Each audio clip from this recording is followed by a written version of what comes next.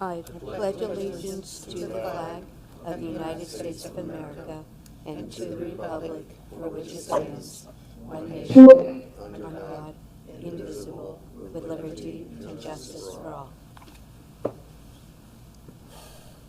Hey, yeah, I can't get no sound. Thank you. You may be seated. The next agenda item is the roll call of members and determination of quorum. Let the record reflect that we have 7 councilors present and that we do have a quorum. This meeting has been properly noticed in accordance with the Indiana Open Door Law. Copies of the agenda are located at the back of the room. Also, for any citizens wishing to speak during citizens' comments, please use the sign-in sheet at the back of the room. We will now move along with the next agenda item, which is comments of common council members and special recognitions. Do we have any comments this evening? Thank you, councilors. The next agenda item, I'm so sorry. Councilor Freeman. Thank you, Council President. I was driving down Post Road, and there is a go-kart place that has been closed a long time ago, and it's looking kind of raunchy over there. I don't know who the owner is. I believe the address is 4544, and I know it has a lot of code violations. I'm at the trash, the fence is bent down, and no telling who's going in and out over there. And maybe our code department probably needs to look at that. Thank you. Thank you, Councilor. Would anyone else like to speak? Well, my thing went away. Councilor Wells? There it is. There. Thank you, Mr. President.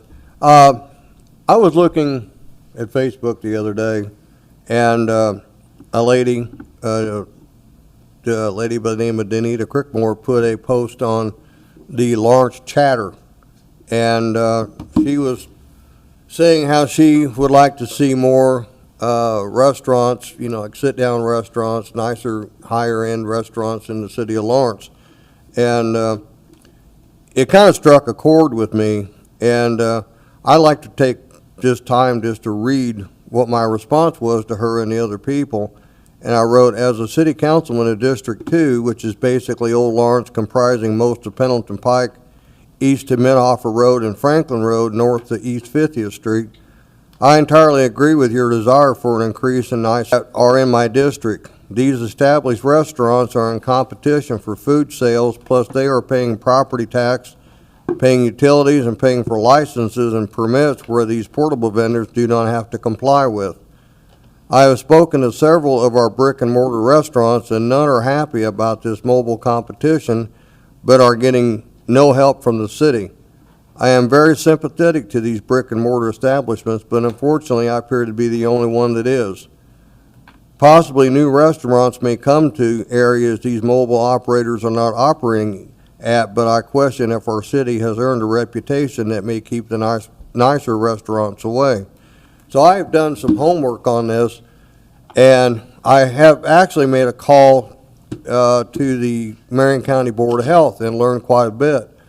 First off, these mobile vendors, even if they did comply and get the proper permitting and what have you, Lawrence is never going to see a nickel of it anyway, because it all goes to Indianapolis. And does that help our, our brick and mortar restaurants? Absolutely not. And the other thing that I learned in talking to this lady is for them to get a Board of Health license, they have to have a home base. And that home base has to be inspected by the Board of Health before they're issued their license. And this home base has to have the ability to refrigerate food to proper temperature, has to have a clean culinary place for them to prepare the food. It also has to have the ability or a place where they can bring this truck or trailer to every day to disinfect it and to wash it and clean it for the next day's business. I can guarantee you, I can give you at least 6 of these vendors that truck or trailer hasn't moved in months or years. It just sits there. So, in talking with this lady, she also told me, bear with me, there was a bill that has passed the state legislature. It's Bill 1577, which is actually goes into effect. It's already passed, but goes into effect next year.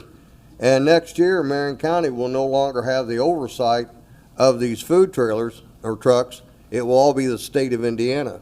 So if you think it's bad now, wait till the state gets a hold of it. And that's, not my words, but coming from the lady that gave me this information. So she urges me as a councilman to urge our administration to meet with her, because she said she'd be very happy to do so. And she has some ideas of things that we should do to try to get a bit of a handle to circumvent or maybe to go around some of the things that the state's going to put on us.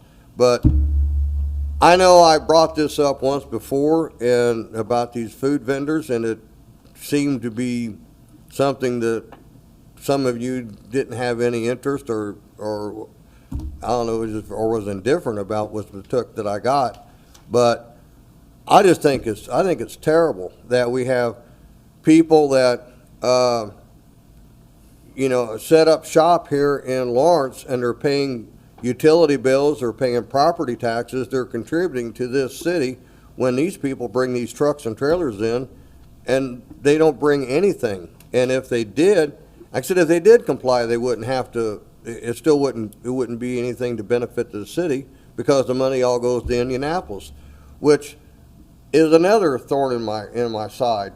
Is when this administration first got started, I was told by the deputy chief of staff that we're going to hire these lobbyists to lobby the state of Indiana to get control of our zoning and our code enforcement. Well, in the first year, I had 2 of them stand right there at the podium to give me what have you got done? Well, basically it was nothing. And so we spent hundreds of thousands of dollars for the first year for basically nothing. What did they get done last year? My guess is probably another replay of the year before that. And then if you look at the budget for this year, these lobbyists, the money's in the budget for these lobbyists again. Why? They're not really doing what I was told that they were supposed to do. Well, my question to the administration is, our mayor seems to be on decent terms with the mayor of Indianapolis.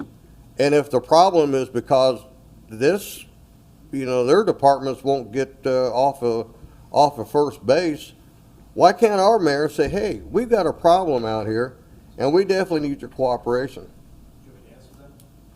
If Let's do that during administration's comments, please. Yeah. So anyway, that's what I have. And here again, I would strongly urge hearing, maybe even council president, that this lady from the state or from the Marion County Board of Health could come and address the council and make us all aware of what we're going to be up against with this proposal or this Bill 1577. That'd be your call. But if you'd let me know if you're okay with that the next meeting, I'll have it arranged. And if not, nothing else, maybe we can meet with the, meet behind closed doors. So anyway, thank you for your time. Thank you, Councilor Wells. Any last words from councilors?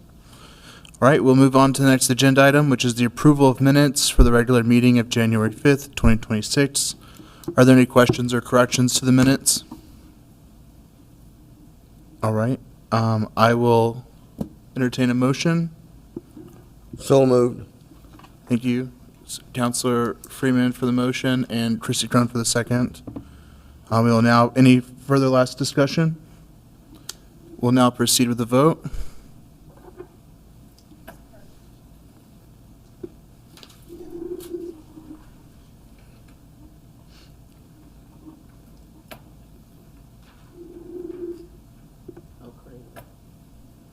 Oh, I said yeah. Yeah.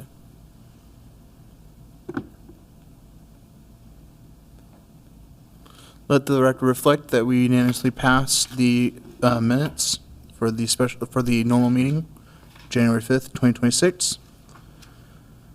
The next agenda item is reports of committees. Signing of vouchers, approval of claims, and the authorizations of payment. Do we have a motion to approve the signing of vouchers? Thank you, Sharon, for the motion, and thank you, Carlos, for the second. Is there any further discussion? Mr. President, Yes. excuse me, I'm sorry. I have a question for the administration, if there's someone that can answer a question about the bills.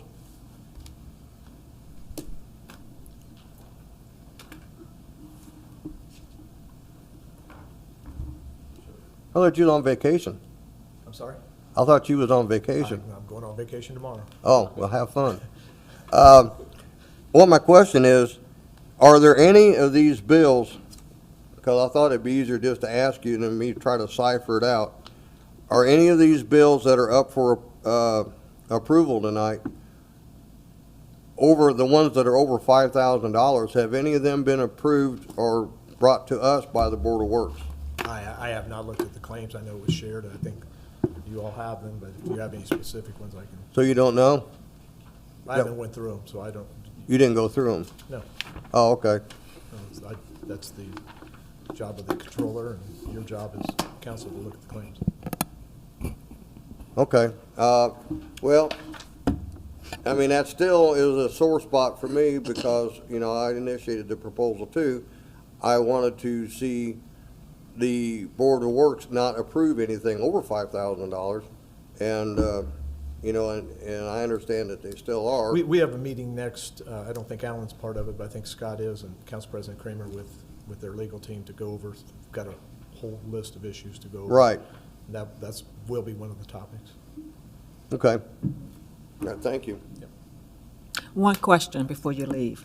Sure. Catalyst Public Affairs Group, that's a professional service contract, Yes, and that contract is for what service? for lobbying, and I was going to Lobbying. talk on that as well. You, would now be appropriate, sure. Yes. You brought up the stuff with lobbying and not having anything over, control over our zoning, I think, am I paraphrasing, correct? That you were promised by the former deputy chief of staff that the city Right. was going to work to get control with this, from the city of Indianapolis on zoning. Well, Is that- no, that they were going to lobby the state reps. I don't know if they, I don't know what was promised, so. Well, that's what I was told. But- They were but gonna the- lobby state representatives to change the, you know, the law that I guess has to do with, you know, the oversight from Indianapolis. Well, there's two ways to do it. It's going through the legislature and getting that passed through the legislature, or working cooperatively with the administration in Indianapolis to do that, and that's what we've been doing. In fact, last Friday, Council President Kramer virtually or audibly, and he was on the phone, and Council Vice President Giles was on the phone, and Councilwoman Mazur was in person. We had a meeting discussing that very issue, and that was brought about by one of our lobbyists making the contact through Indianapolis, bridging that coalition, and getting us in the process to take over more control for the city of Lawrence on our zoning issues. So I'm not sure what the former deputy chief of staff promised, but it is being, we are moving in that direction. It maybe is not as fast as you would like or we would like, but it is happening. Well, with all due respect, sir, and I really don't mean to say this to sound insulting, but if I had $1 for every time that I've been told that we're working on it, I'd buy everybody in here some Culvers on the way out of here tonight. But it Well, are you still working hasn't on it? happened. Huh? Are you working on it? You're an elected official. Hey, all I can do Let's- poke you guys. Let's No, keep that's- the that's- conversation germane, guys. Yeah, Let's, okay, well, I I mean. appreciate it.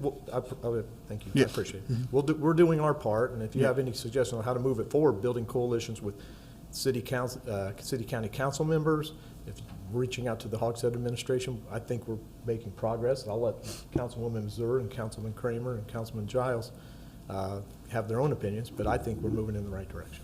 Well, on this food truck thing, I called, the only way I've got to get a hold of anybody in the Hogsett world is just like anybody else here, is to call the mayor's hotline. I stood on it for an hour and 20 minutes and finally just gave up and then hung up, so. Yeah. let's continue with the vouchers, please, and keep conversation with the vouchers. Yep. Counselor Jennings, did you have a question pertaining Yes, I to the did. vouchers?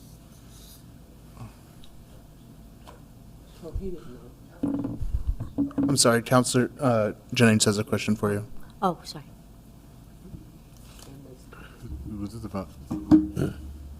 Oh, I'm sorry. Is there a timeline on getting the approval for, or taking over from Indianapolis? Oh, you're talking about on the zoning. Yeah. I think we had a productive meeting. We have a draft of taking over some things there. In a perfect world, it would happen sometime in the second half of this year, sometime in the maybe third quarter. Not saying, no guarantees. That's the timeline we're shooting. Non-perfect world? Non-perfect world. And you just gave me an example of perfect world. Yeah. Non-perfect?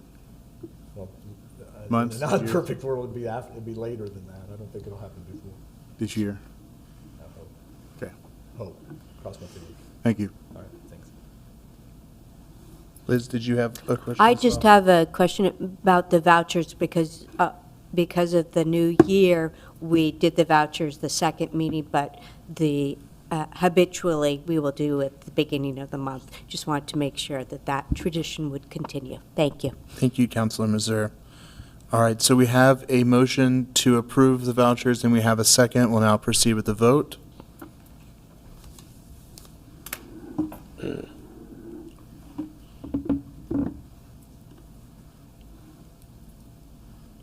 Let the record reflect that we have a 7-1 vote.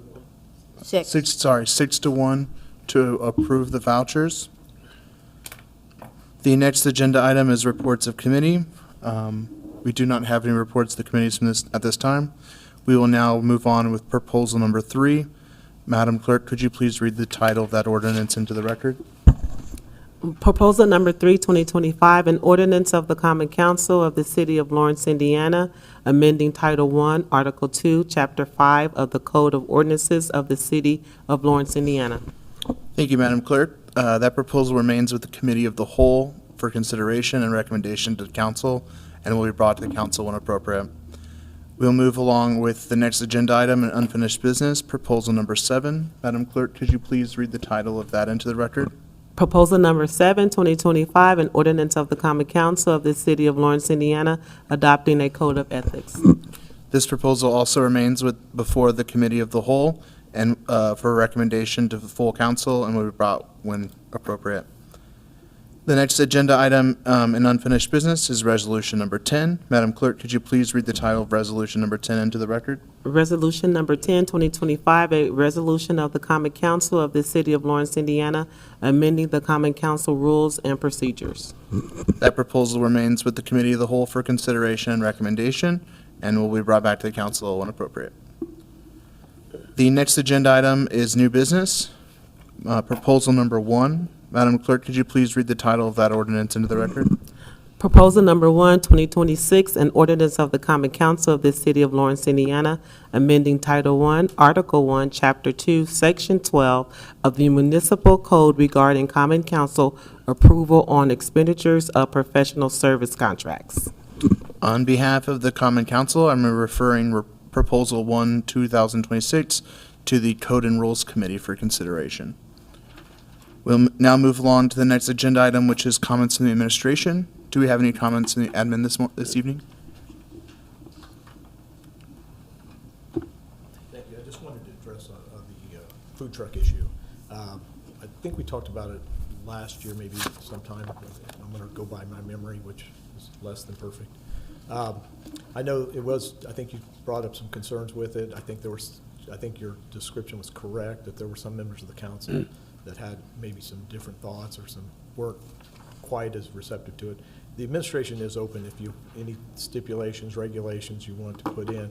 If anybody wants to propose it, we would obviously take it under serious consideration. One thing you mentioned, though, you said, and I don't want to misquote you, that you talked to the person at the Board of Health. And Yes. And you said something about of at least 6 trucks. I'm sorry? I think you said of at least 6 trucks that were not. Yes. Did you report those? To I the did. Board of Health? Good for you. Okay. Thank you. Yes, I reported them today, and I reported them to the inspector. As a matter of fact, one truck is operating on Pendleton Pike, or was, and that truck didn't have any permits, any Board of Health certificates, and also was operated by a City of Lawrence employee. So, who I would think should have known better, but at any rate, Okay. yeah, my biggest concern is the licensing aspect of and it's also a concern of theirs, is this home base thing. There's no way some of these trucks have moved some of them in years. Right. They just sit there. So, how are they properly, and it's something I never even give a thought to, because the Board of Health, when they look at this home base, they expect to see, water, where you can take a garden hose and you can wash these things out and really, give them a good scrubbing. They're not gonna be able to do that without water. And they may have electricity, and all of them do. All of them have permanent meters, so they don't have to fool with the generators. And, they've set up shop. And the one restaurant that I spoke to that, told me that, I asked him, I said, well, why haven't you complained to the city? They said it wouldn't do any good. And unfortunately, he's right. Well, like I say, if it's a Board of Health issue, it's outside the city's control. We don't have a city Board of Health. It would be the Marion County Board of Health. They're the ones that regulate the food trucks and their licensing. Well, it is, but there's also a permit that comes from the city of Indianapolis.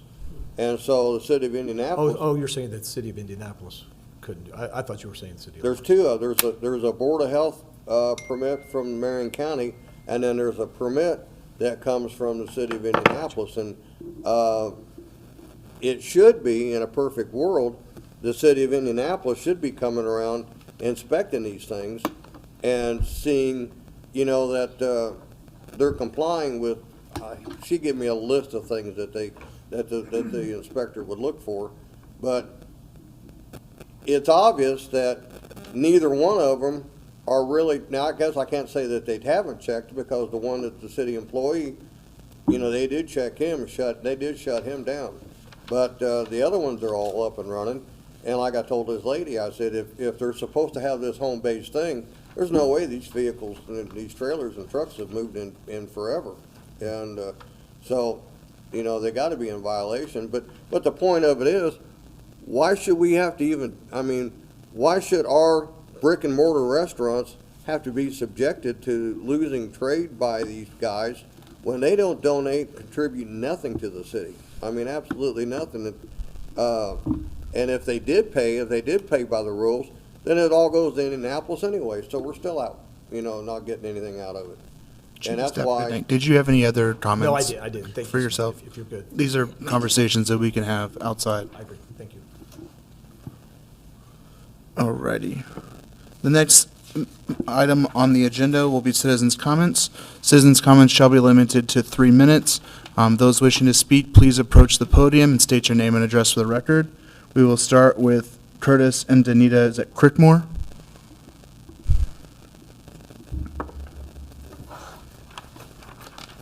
Hi, I'm Denise Crickmore. I'm just here to reiterate a lot of what Rick has said.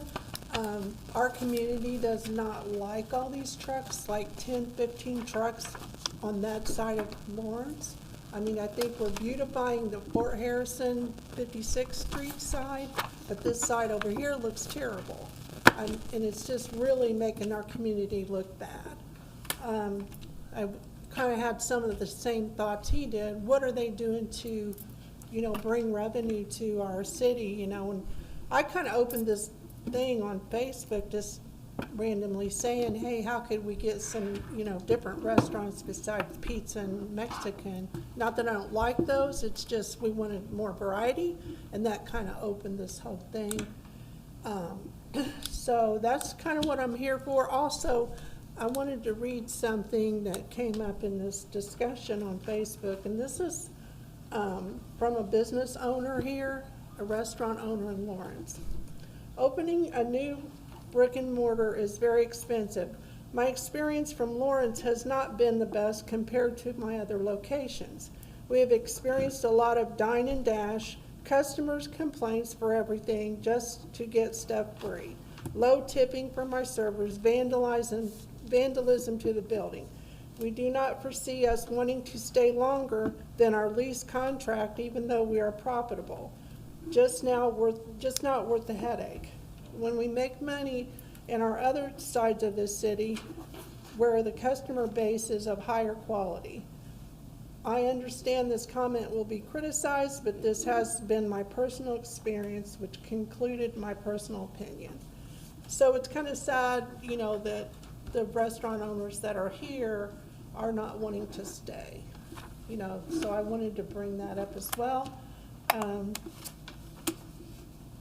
The other thing we have, you know, my husband and I talked about, where are these people washing their hands at? Where are they going to the restroom?